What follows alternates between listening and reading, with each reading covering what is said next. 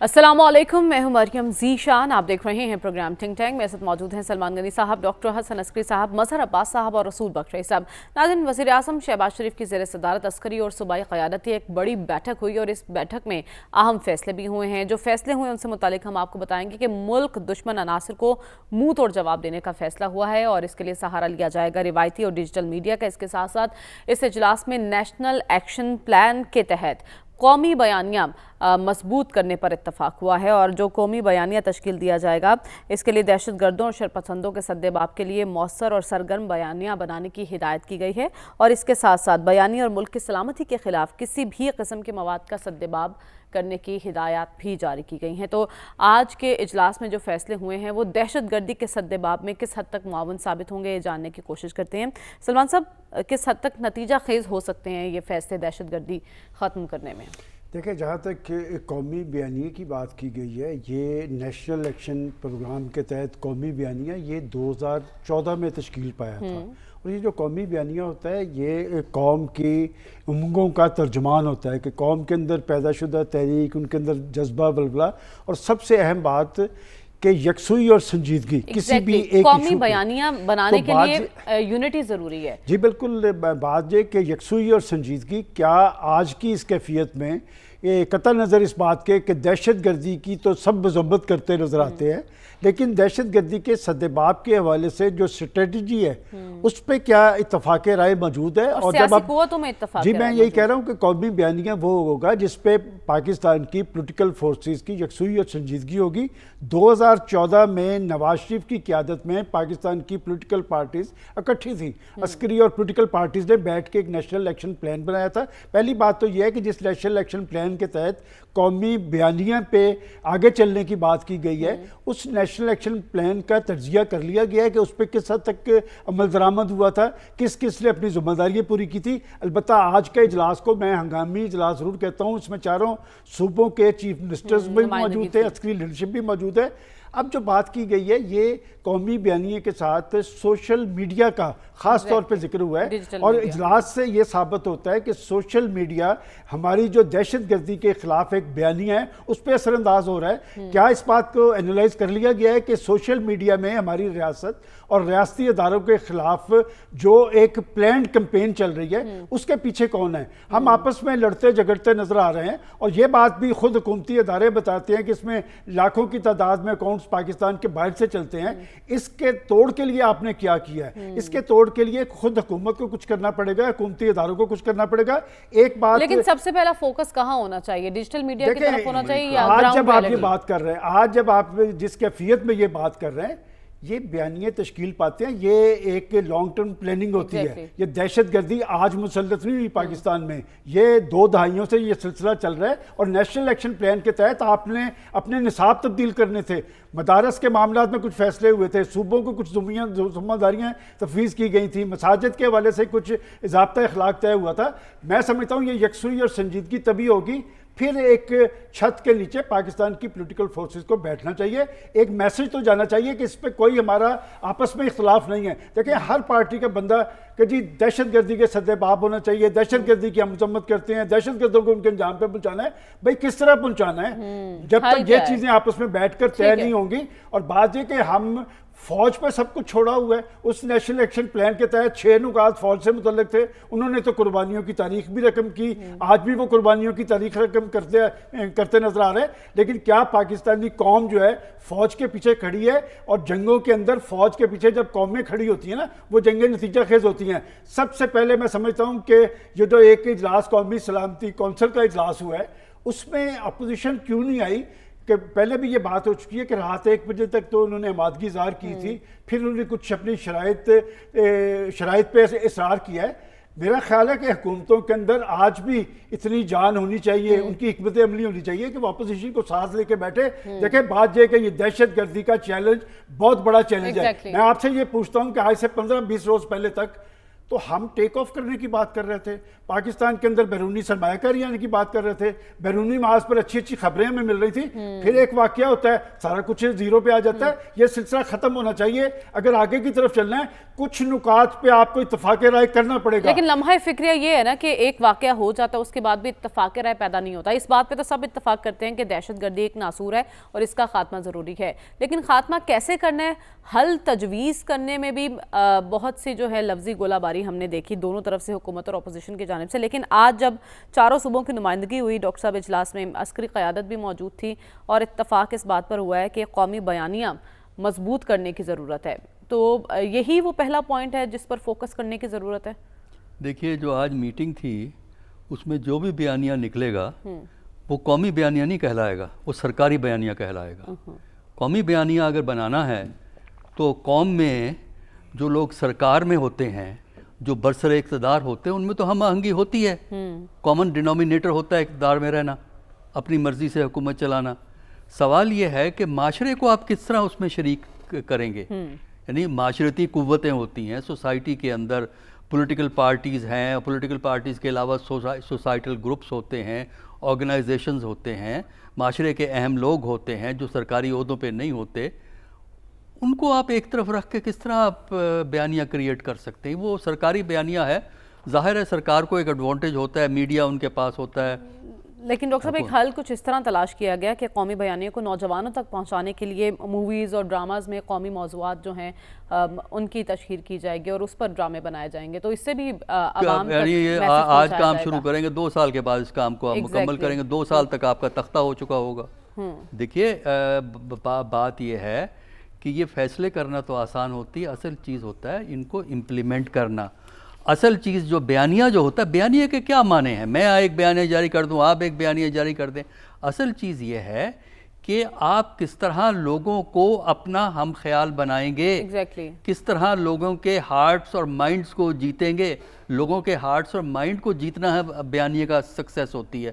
اور ہارٹ اور مائنڈ کو اگر آپ نے جیتنا ہے، لوگوں کو اپنے ساتھ ملانا ہے، تو سب سے پہلے آپ کو یہ اندازہ لگانا چاہیے کہ لوگوں کے اس وقت مسائل کیا ہیں، لوگوں کی مشکلات کیا ہیں، لوگ کیوں پریشان ہیں، کس چیز سے وہ خوف زدہ ہیں اور کس چیز سے وہ خوش ہو جاتے ہیں. ان چیزوں کو جب تک آپ ایڈریس نہیں کریں گے، آپ ایک قومی بیانیہ کریٹ نہیں کر سکتے. سرکاری بیانیہ ضرور کریٹ ہو جائے گا، اور سرکاری بیانیہ کو آپ قومی بیانیہ کے طور پہ پیش کر سکتے ہیں، وہ تو کوئی ایسا مسئلہ نہیں ہے.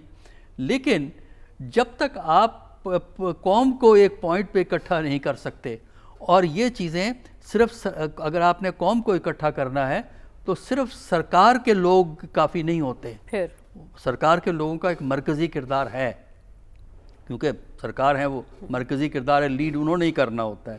لیکن آپ معاشرے کے مختلف طبقوں کو کس طرح لائیں گے؟ آپ بلوچستان ہے، سندھ ہے، کے پی ہے، پنجاب کے اندر ایلیمنٹس ہیں، سیاسی ڈفرینسز ہیں، جہاں آپ ہر تیسری تقریر میں اپوزیشن کے کان کھینچتے ہیں اور اپوزیشن آپ کے کان کھینچتی ہے. جہاں آپ سیاسی طور پر ایک دوسرے کو دبانا چاہتے ہیں، آپ بیانات تو پڑھیں نا. میں یہ کہتا ہوں کہ آپ جو ہماری پولیٹیکل لیڈرشپ ہے اس کے بیانات کا، جس کو ہم کہتے ہیں کانٹینٹ انالیسس، یعنی آپ اس بات کا انالیسس کیجئے کہ وہ باتیں کیا کہتے ہیں. ٹھیک ہے.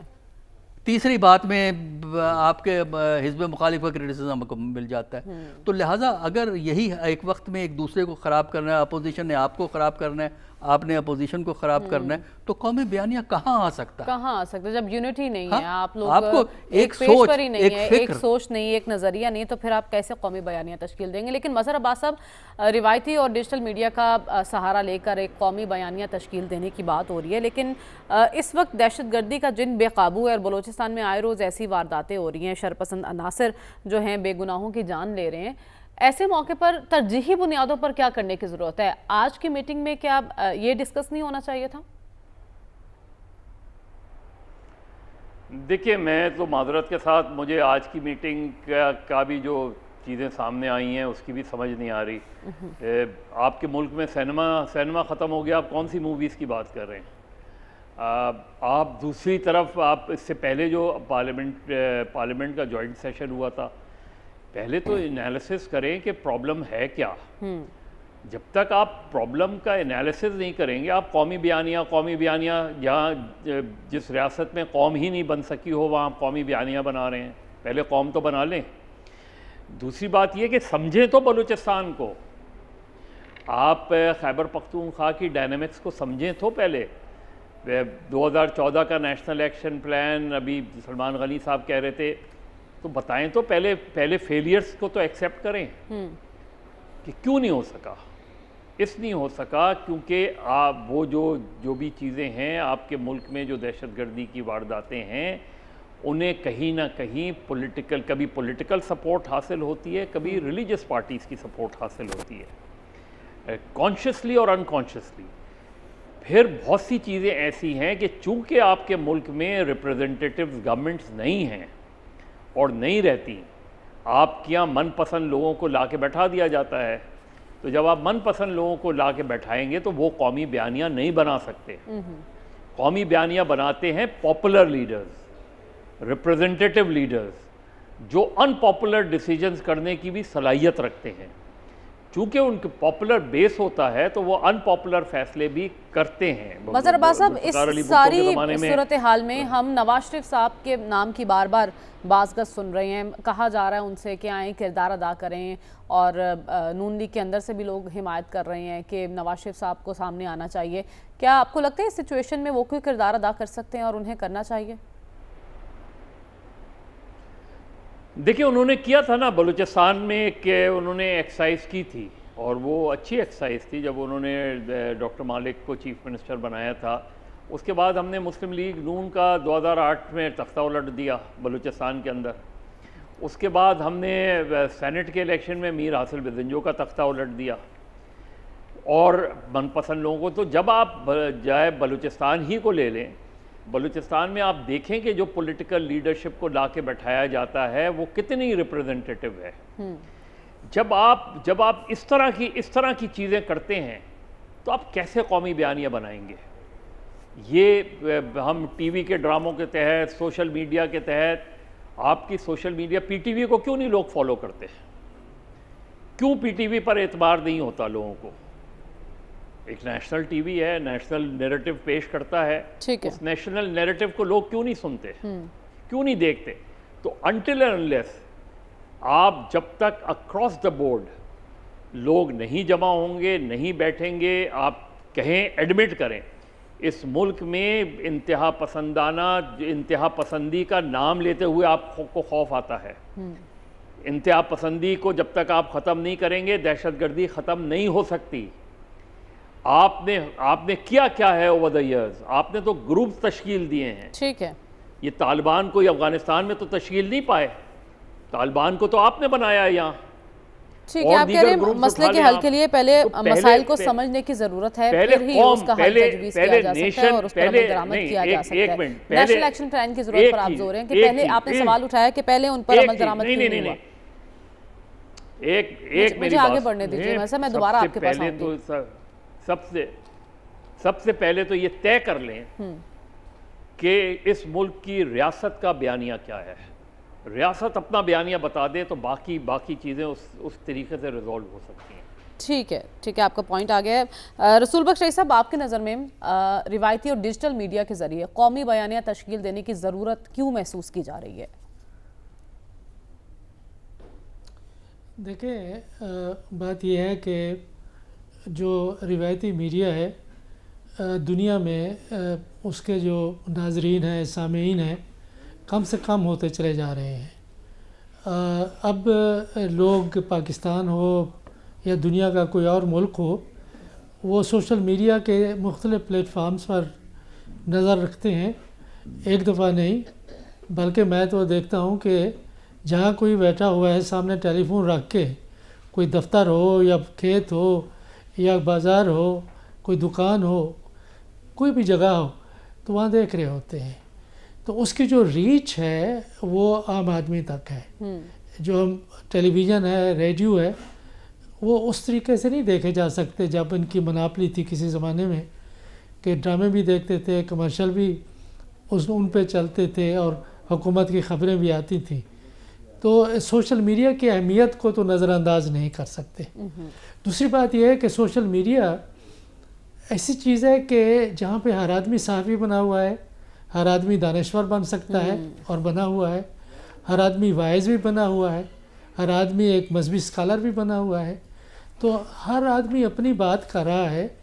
بلکہ میں دیکھتا ہوں تو مجھے دیکھ کے ذرا خوف بھی آتا ہے کہ یہ کہ کیا ہو گیا ہے دنیا میں کہ ہر آدمی اور ایک بدقسمتی کی بات ہے کہ میرے پاس صرف فیس بک ہے، میں کوئی اور چیز نہیں دیکھتا اور جی چاہتا ہے کہ اس کو بھی بند کر دیں کہ جو میسیجز آ رہے ہیں اس میں لسانی انتہا پسندی ہے، اس میں فرقہ واریت ہے، اس میں جو سب نیشنلزم ہے وہ ہے، اور اس میں نفرت ہے.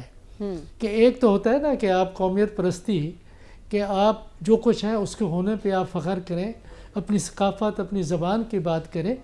اس میں نفرت یہ ہے کہ آپ کسی اور لسانی گروہ کے خلاف ایک ایسی مہم چلائیں جس سے کہ جو دہشت گرد ہیں ان کو تقویت پہنچے، ان کی سیاسی ساکھ بحال ہو کہ اچھا یہ چونکہ ایسا ہو رہا ہے اس کے لیے جوابی تو مہم اس لیے تیار ایسا کرنے کی کرنا بھی ضرورت ہی غیر محسوس کی مناسب گئی ہے نا رسول بخش رئیس صاحب. اگر جوابی مہم تیار کرنے کی ضرورت محسوس کی گئی ہے تو کیا یہ درست نہیں ہے؟ بالکل ہونا چاہیے، کیوں نہیں ہونا چاہیے. اور یہ ہے کہ یہ صرف ہمیں حکومت پہ نہیں چھوڑنا چاہیے. یہ آپ میں جو لوگ یہ سمجھتے ہیں کہ ریاست کے خلاف دہشت گردی اور یہ عسکریت پسندی، کوئی بھی ریاست ہو اور کوئی بھی محب وطن ہو، وہ اس کو کسی صورت میں قابل جواز سمجھ نہیں سکتا. اور یہ ہے کہ یہ ہماری بھی ذمہ داری ہے کہ ہم ان کا جواب دیں. لیکن یہ ان لوگوں کا کام ہے جو لوگ اس کام کے لیے بنائے گئے ہیں. یہ عام کہنے کو تو ہے کہ بھی مجھے بھی کرنا چاہیے، آپ کو بھی کرنا چاہیے، لیکن ہم اور حوالوں سے کرتے ہیں. جس طرح سے ہم اب بات کر رہے ہیں یا مضمون لکھتے ہیں یا کالم لکھتے ہیں یا کس سیمینار میں جاتے ہیں، کہ عام آدمیوں میں جو گفتگو ہو رہی ہے وہ یہ نہیں ہے کہ صرف انتہا پسند ہی اپنا بیانیہ یا اپنی باتیں کر رہے ہیں، بلکہ ان کے خلاف بھی لوگ باتیں کر رہے ہیں. اسے شور و غل بہت زیادہ ہے. ٹھیک ہے. ضرورت اس بات کی ہے کہ عوام کی سطح پر دہشت گردی کے خلاف ایک راہ ہموار کی جائے عوام کے اندر، اور ان لوگوں کو بے نقاب کیا جائے جو عجیب جواز تلاش کر کے دہشت گردی کے لیے ایک سپیس کریٹ کرتے ہیں. کہ دیکھیں جی ان کے ساتھ تو زیادتی بہت ہو گئی ہے. لیکن آپ کو نہیں لگتا یہ ایک ٹائم ٹیکنگ پروسیس ہے، بیانیہ مضبوط کرنا، پھر عوام تک پہنچانا؟ ترجیحی بنیادوں پر اس دہشت گردی کے سدباب کے لیے ہمیں کیا کرنا ہوگا؟ ترجیحی بنیادوں پر میں سمجھتا ہوں کہ یہ وہی کچھ کرنا ہوگا جو ہم نے یہ سوات میں کیا، نارتھ وزیرستان میں کیا، ساؤتھ وزیرستان میں کیا. اس سے بڑا میں نہیں سمجھتا کہ ایک چیلنج ہے بلوچستان کے اندر. ایک یہ ہے کہ بلوچستان کا جو مسئلہ ہے اس کو سیاسی بنیادوں پہ بھی دیکھا جائے. وہاں پہ نمائندہ حکومت، یہ جو پاکستان پیپلز پارٹی کی حکومت ہے، یہ جعلی حکومت ہے، یہ عوام کی حکومت نہیں. یہ تو 50 لوگوں کو خرید کرنا کتنا بڑی بات ہے. میں یہ نہیں سمجھتا کہ سب کو خرید کیا گیا ہے، لیکن یہ ہے کہ ان کی جو نمائندگی ہے وہ بہت مشکوک ہے. ایک تو یہ ہے کہ وہاں پہ ایک ایسی حکومت ہو جس کے اوپر بلوچستان کے عوام کا اعتماد ہو، جو ان کے جذبات کی نمائندگی کرتی ہے. دوسرا یہ ہے کہ دنیا میں بھی یہ پیغام جانا چاہیے اور پاکستان کے اندر بھی کہ کوئی بھی عسکریت پسند گروہ آج تک کسی ریاست کے خلاف کامیاب نہیں ہوا. مجھے بتا دیں کہاں پہ کامیاب ہوا ہے؟ کہ صرف اسی صورت میں کامیاب ہوا ہے کہ جب ریاست کو مکمل طور پر بیرونی طاقتوں کی مداخلت سے تباہ کر دیا گیا ہے. یہ مشرقی پاکستان کو بھی مثال غلط دیتے ہیں کہ اگر مکتی بانی پاکستان کی فوج کے خلاف کامیاب ہو گئی تھی تو پھر ہندوستان کی فوج کو وہاں مداخلت کرنے کی کیا ضرورت پڑی تھی؟ وہ تو پھر ظاہر ہے کہ وہ وہاں سے پاکستان کی فوج کو نکال کے وہاں پہ حکومت بنا لیتے، قبضہ کر لیتے. یہ نہیں ہے کہ فوجی ایکشن دوسرا یا سیاسی فیصلے. لیکن آپ اسپیسیفکلی بلوچستان کے معاملے پر کہہ رہے ہیں کہ ایک سیاسی مسائل اور ضرورت پر زور دے رہے ہیں کہ وہاں بات چیت سے مسئلہ حل ہونا چاہیے. سلمان صاحب آپ کچھ کہنا چاہتے ہیں؟ One liner. کہنا چاہتا تھا کہ یہ قومی بیانیہ جو ہے یہ ایگزیکٹو آرڈر کے ذریعے نہیں ہوتا. یہ قوم کے اندر کسی ایک ایشو پہ ہونے والا اتفاق رائے جو ہوتا ہے اور ان کی امنگوں کی ترجمانی جو ہوتی ہے وہ قومی بیانیہ کہلاتا ہے. ٹھیک ہے، ہم ایک بریک کی جانب بڑھنا ہے، واپس آئیں گے تو ہم بات کریں گے پاکستان تحریک انصاف سے متعلق فارورڈ بلاک بننے کی باتیں ہو رہی ہیں، کس حد تک درست ہیں یہ باتیں، جانیں گے اس بریک کے بعد. اسٹے ود اس.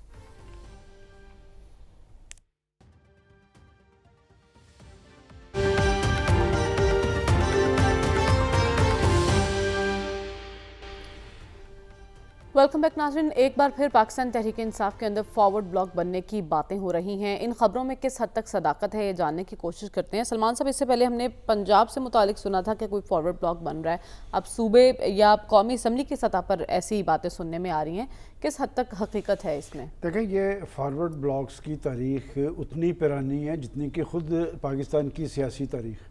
ہر دور کے اندر فارورڈ بلاک کی باتیں بھی ہوتی ہیں، کسی حد تک بنتے بھی ہیں.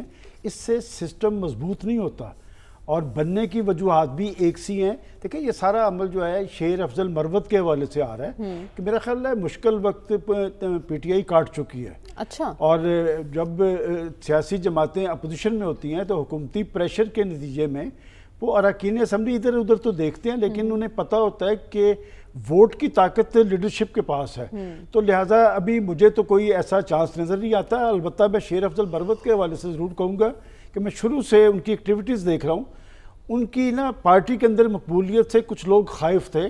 اس لیے کہ جب عمران خان صاحب اندر ہوئے ہیں تو یہ شیر افضل مروت صاحب تھے جو بڑے مظاہرے کرتے نظر آتے تھے، لوگ ان کے لیے نکلتے تھے. ان کے بارے میں بھی کہا جاتا ہے کہ یہ وکٹ کے دونوں طرف کھیل رہے ہیں. دیکھیں، وکٹ کے دونوں طرف کون نہیں کھیلتا؟ آپ کس کا نام بتا دیں کہ وکٹ کے دونوں طرف کھیلنے والے ہی پاکستان میں سرخ ہوئے ہیں. اگر آپ نے یہ بات کی ہے تو پاکستان کی تلخ ترین سیاسی حقیقت یہ ہے کہ 1970 سے لے کے اب تک کہ جس نے وابستگی نہیں بدلی وہ حکومتوں بھی نہیں رہا، کہ جو اصولوں پہ ڈٹا رہا ہے وہ بیچارہ ویسے مار کھا گیا. لیکن شیر افضل مروت کی جو مقبولیت سے ان کی پارٹی کے لوگ خائف تھے، اس لیے وہ انہیں ٹارگٹ کر رہے تھے. یہ میں آپ کو آج بتا دوں کہ وہ ابھی ادھر ادھر جاتے نظر نہیں آ رہے ہیں. ابھی وہ یہ بات کرتے نظر آ رہے ہیں کہ میں عمران خان کے ساتھ ہوں اور میرے ساتھ جو سابقہ کا لگ رہا ہے وہ بہت جلد ہٹ سکتا ہے. وہ بہت جلد ہٹ سکتا ہے.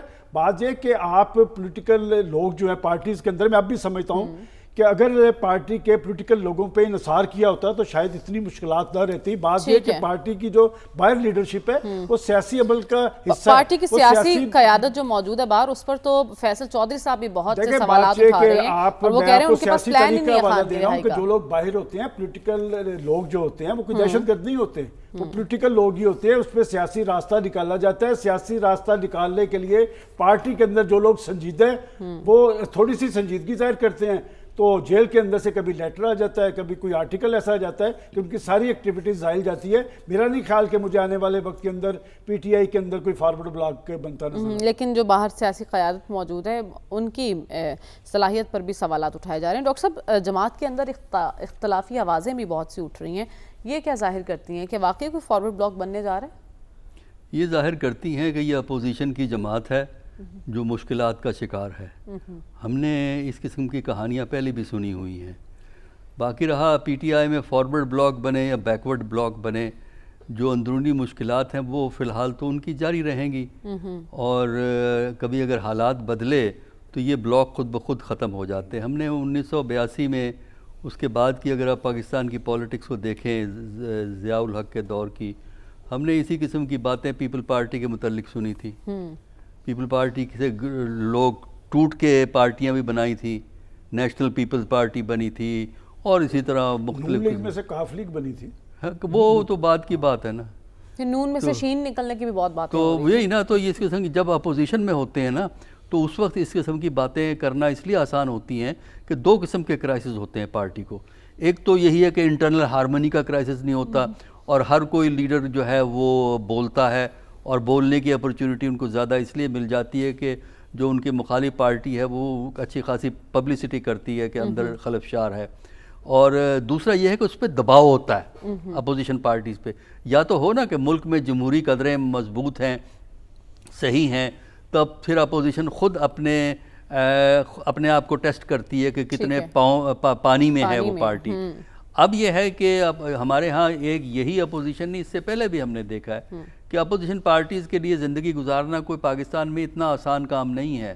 حکومت بھی خلاف ہوتی ہے، ادارے بھی خلاف ہوتے ہیں اور بہت سے مصیبت ہوتی ہے. تو اس کی وجہ سے پیپل پارٹی کی مشکلات تو پی ٹی آئی کی مشکلات تو ہیں جو کہ ہم نے 82 83 میں دیکھی تھی پیپل پارٹی کے ساتھ یہ جو مشکلات ہیں. اور اسی طرح بالکل جو ابھی آپ نے بات کہی ہے جب مشرف پاور میں آتے ہیں تو پی ایم ایل این کی مشکلات ہم نے دیکھی تھی. اس زمانے میں وہی اس میں سے پارٹی نکل رہی تھی. تو یہ چیزیں بھی آپ دیکھیں, اس قسم کی کہانیاں ہوتی ہیں جب آپ اپوزیشن میں ہوتے ہیں. جب آپ گورنمنٹ میں ہوتے ہیں اس وقت نہیں اس قسم کی کہانیاں ہوتی, اس لیے کہ وہ جو بندہ فارورڈ یا بیکورڈ آپ کہہ رہے اپوزیشن میں بیٹھی جماعت کو ایسی مشکلات فیس کرنی پڑتی ہیں. مظہر عباس صاحب, سوالات اٹھائے جا رہے ہیں کہ سیاسی ٹیم بانی پی ٹی آئی کو باہر لانے کے لاہے عمل دینے میں ناکام ثابت ہوئی ہے, اور یہ سڑکیں گرم کرنے کی باتیں کر رہے ہیں. یہ تو خود ہی نہیں باہر نکلتے تو سڑکیں کیسے گرم ہوں گی؟ فیصل چودھری صاحب یہ فرما رہے ہیں, اور شیر افضل مروت صاحب کو بھی آپ نے سنا. یہ سب پارٹی کے اندر ہونا کیا ظاہر کر رہا ہے؟ دیکھیں, سڑکیں تو گرمیوں میں ویسے ہی گرم ہو جاتی ہیں. دوسری بات یہ کہ یہ جو وکٹ کے دونوں طرف کھیلنے والی ٹرم ہے نا, یہ وکٹ کی دونوں طرف ہم اتنا کھیلنے لگے ہیں, اسی لیے پاکستان کی کرکٹ ٹیم کا یہ حال ہوا ہے. اور تیسری بات یہ کہ فارورڈ, یہ لوٹوں کا نیا نام ہم نے فارورڈ بلاک رکھ لیا ہے. اچھا, تحریک انصاف کے اندر یہ چیز ہم نے ابھی بھی دیکھی ہے. پہلے جہانگیر ترین, علیم خان, یہ سارے لوگ یہ کیا تھے, انہوں نے یہی کوشش کی تھی نا. اس کے بعد بھی ووٹ آف نو کانفیڈنس کے وقت بھی یہی عمل دہرایا گیا. تو اگر کچھ لوگ ادھر ادھر ہو جاتے ہیں تو عین ممکن ہے ہو جائیں, لیکن اس سے اثر کیا ہوگا؟ اس سے پہلی تو یہ کہ اب تک جو لوگ الگ ہوئے ہیں کیا وہ پولیٹیکلی اسٹینڈ کر پا رہے ہیں؟ نہیں کر پا رہے. جو ایکسپیرینس ہے, پرویز خٹک اٹھا لیں, علیم خان اٹھا لیں, وہ دوسرے اٹھا لیں. ہاں, اگر یہ تحریک انصاف کے لوگوں کو الیکشن ہرا کے جیت کر آئیں تو سمجھ میں آتا ہے کہ آپ کا ویٹیج کتنا ہے. ٹھیک ہے, تو مجھے یہ پولیٹیکل وہ زیادہ لگتا ہے, پولیٹیکل گیمکس زیادہ لگ رہی ہے. عین ممکن ہے کچھ لوگ ٹوٹ کر چلے جائیں, لیکن ادروائز تو مجھے اس میں کوئی سبسٹنس نظر نہیں آ رہی اس اسٹیٹمنٹ میں جو شیر افضل مروت صاحب دے رہے ہیں. ایسا ہو بھی سکتا ہے اور نہیں بھی ہو سکتا, لیکن اگر ایسا ہو جاتا ہے رسول بخش رئی صاحب, کچھ لوگ ادھر ادھر ہو جائیں, پارٹی تو آلریڈی مشکلات کا شکار ہے, تو اس سے کوئی زیادہ فرق پڑ جائے گا؟ نہیں, میرا نہیں خیال ہے کہ فرق پڑے گا. نہ ماضی میں کبھی فرق پڑا ہے کہ اگر عوام میں ان کی مقبولیت ہے تو یہ جو فارورڈ بلاک بنائے گئے یا لوٹے بنیں گے وہ ان کی نمائندہ نہیں رہیں گے. وہ اپنی اہمیت عوام میں کم از کم کھو جائیں گے. اور عوام میں ایک بات ذہن میں رکھیں کہ پیپلز پارٹی کی بھی مثال ہے, نون لیگ کی بھی مثال ہمارے دوستوں نے دی ہے, کہ اس میں پھر جو لوگ پارٹی کو چھوڑ کے گئے اور اعلیٰ کار بنے تو ان کی کوئی اہمیت نہیں رہی تھی. ان کی کوئی اس سے زیادہ کہ وہ کل پرزے بن گئے اور انہیں کچھ مفاد اپنے لیے حاصل کر لیے, لیکن پارٹی ان لوگوں کے پاس رہی جو اس کے اصلی وارث تھے. اس وقت میں سمجھتا ہوں کہ پارٹی بانی کے پاس ہے, اس کے پاس رہے گی. اور کوئی بھی اگر آ کے باہر اعلان کرے کہ جی میں اب تحریک انصاف کا نمائندہ ہوں, وہ صرف بیان بازی کی حد تک ہوگا. تو لیڈرشپ جب تک زندہ ہے, قائم ہے اور اپنی پاؤں پہ کھڑی ہے اور عوام ان سے ساتھ ہے, تو یہ فارورڈ بلاک اس کا کچھ نہیں بگاڑ سکتے. ایک اور بھی ذہن میں بات رکھیں کہ یہ اس طرح کے فارورڈ بلاک بنوائے جاتے ہیں. اچھا, اور کوئی زبردستی نہیں ہوتی, لوگوں کو ترغیب دی جاتی ہے, اور ترغیب میں جو آ جاتے ہیں ان کو یہ پتہ ہوتا ہے کہ جو کچھ ابھی ملنا ہے, کوئی وزارت ملنی ہے, کوئی پیسہ ملنا ہے, کوئی اور چیز ملنی ہے, ابھی مل جانی ہے, لیکن اگلی دفعہ جب انتخابات میں گئے تو ہمیں کچھ نہیں ملنا. اب بے شمار مثالیں ہمارے پاس موجود ہیں, تاریخ سے تو ہم کبھی سیکھتے نہیں ہیں. ٹھیک ہے, آپ کہہ رہے ہیں مثالیں تو بے شمار ہیں, لیکن ایسے اقدامات سے پارٹیاں ختم نہیں ہوتی ہیں, مشکل وقت ضرور آتا ہے. ہمیں پروگرام میں آگے بڑھنا اور بات کرنی ہے بلاول بھٹو زرداری کی سٹیٹمنٹ کی. وہ تجویز دے رہے ہیں اپوزیشن کو اعتماد میں لینے کی. کیا یہ ممکن ہو سکتا ہے؟ جانیں گے اس بریک کے بعد. سٹے ود اس.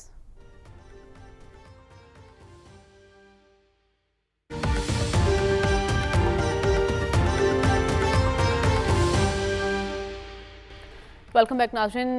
बिलावल भुट्टो जरदारी का मानना है कि मुल्क में जो सिचुएशन है इस पर इत्तफाक़ राय पैदा करने की ज़रूरत है, और वो ये मान रहे हैं कि पहले जो कौमी सलामती कमेटी का इजलास हुआ वहाँ अपोजिशन नहीं बैठी तो ये गलत हुआ। अब उन्होंने दोबारा तजवीज़ दी है कि ऐसा इजलास दोबारा बुलाया जाए और वो PTI को एतमाद में लेंगे, और बीड़ा भी उन्होंने ये उठाया है।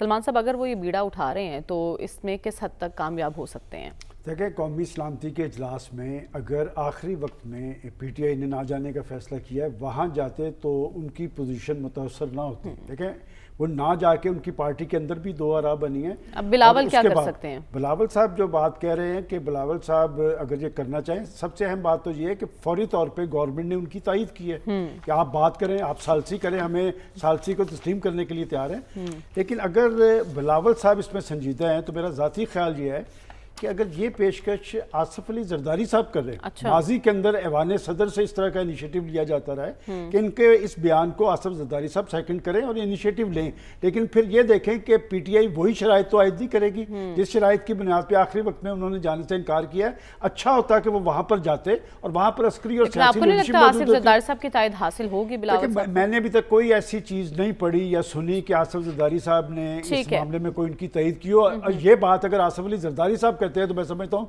जरूर कारगर होगी और PTI आ सकती है। लेकिन बिलावल साहब की इस इनिशिएटिव पे मैं नहीं समझता कि PTI दोबारा किसी APC का हिस्सा बनेगी। ठीक है डॉक्टर साहब, इससे पहले 26वीं आईनी तरमीम में किरदार अदा किया बिलावल भुट्टो जरदारी साहब ने, बारहा चक्कर लगाए मौलाना के दर के।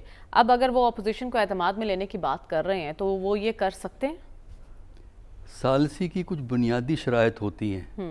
जिस शख्स ने भी सालिस का किरदार अदा करना हो उसको बड़ी हद तक नॉन पार्टीजन होना ज़रूरी होता है, और बिलावल भुट्टो रूलिंग कोalition का हिस्सा हैं और अपने बयानात में वो नॉन पार्टीजन नहीं हैं, क्योंकि अगर आप बयानात पढ़ें उनके हर तीसरे बयान में आपको PTI का क्रिटिसिज्म मिल जाता है। तो ठीक है, वो बंदे की चॉइस है, पर बिल्कुल हक होता है अपने सियासी मुखालफीन पे तनकीद करने का, वो सब पार्टियों को है तो उनको भी है। लेकिन फिर आप सालसी का किरदार नहीं अदा कर सकते। सालसी का किरदार अदा करने के लिए आपकी जो रवैया है, आपकी जो गुफ्तगू है, आपकी जो पॉलिटिक्स है वो डिफरेंट होनी चाहिए। ये नहीं हो सकता कि आप इक़्तिदार में भी हैं और फिर कहते हैं हम इंडिपेंडेंट भी हैं। यानी ये काम पीपल पार्टी ने अच्छा पकड़ा हुआ है कि ओहदे भी संभाले हुए हैं, इक़्तिदार का हिस्सा भी हैं, और फिर जैसे हुकूमत में भी नहीं, एक और चक्कर है ना, अब वो सिंध में फंस गए ना, सिंध में फंस गए नहरों के मामले में। एग्जैक्टली तो आप कह रहे हैं ऐसा नहीं हो सकता, कॉल ऑफ फेल में तजाद नहीं होना चाहिए। मज़हर अब्बास साहब, अगर सालसी का किरदार अदा करने की बात कर रहे हैं बिलावल, तो ये बयानात की हद तक है या आपको संजीदा दिखाई दे रहे हैं वो इसमें? देखिए, डिपेंड करता है। अभी तो ज़ाहिर है उन्होंने एक बयान दिया है, गवर्नमेंट ने उस पर एग्री किया है।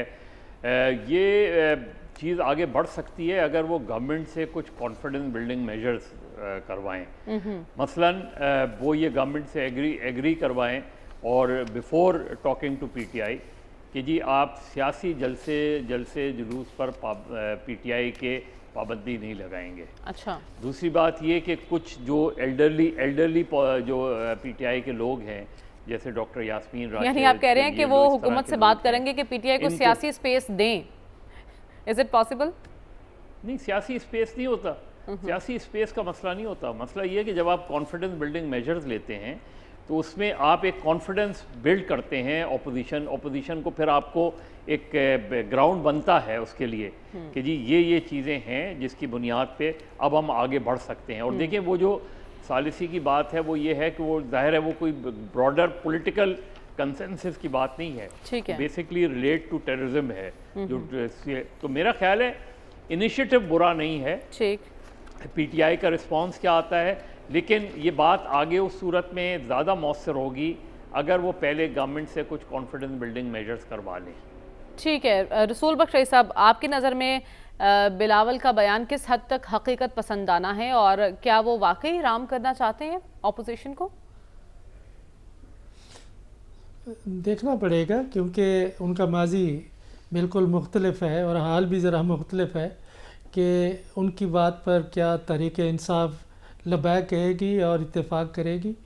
मैं नहीं समझता कि کہ ابھی ان کا سیاسی قد اور شخصیت ایسی ہے کہ تحریک انصاف بھاگتی چلی آئے گی. یہ کام حکومت کا ہے اور جو اقدامات کرنے ہیں وہ حکومت نے کرنے ہیں, اور حکومت میں بھی میں سمجھتا ہوں کہ ایسے لوگ موجود ہیں جو تحریک انصاف کے ساتھ بات چیت کرنا چاہتے ہیں.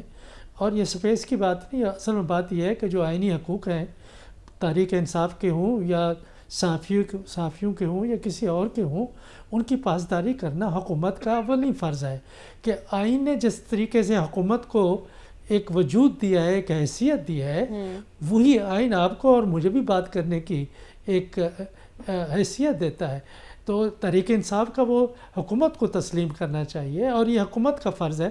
اگر بلاول زرداری بھٹو صاحب بات کر رہے ہیں تو بالکل درست کر رہے ہیں اور انہیں اپنی طرف سے کردار ادا کرنا چاہیے. وہ کر سکتے ہیں, زرداری صاحب کر سکتے ہیں, میڈیا بار بار بات کر رہا ہے. ہم کئی دفعہ آپ کے پروگرام میں کہہ چکے ہیں کہ قومی اتفاق کے رائے پیدا کرنے کے لیے ضروری ہے کہ تمام سیاسی جماعتوں کو مل کے آگے چلنا چاہیے. اور وزیر اعظم صاحب کے بھی اب بیانات دیکھیں, آج بھی دیکھیں. آپ کو نہیں لگتا اس معاملے میں ایوان صدر کو ایکٹیو ہونا چاہیے تھا؟ میرا خیال یہ ہے کہ ایک آصف علی زرداری صاحب ہیں, ایک صدر پاکستان ہے. آصف علی زرداری صاحب ایک شخصیت ہیں, ایک تاریخ ہے, ان کا ایک اپنا کردار ہے, ایک شناخت ہے. لیکن جو ایک کلیدی آئینی عہدہ ہے وہ استعمال کرنا چاہیے اور قومی عوام ٹھیک ہے, کلیدی کردار استعمال کرنا چاہیے. پروگرام کا وقت ختم ہوا چاہتا ہے, ہمیں اجازت دیجیے. اللہ حافظ.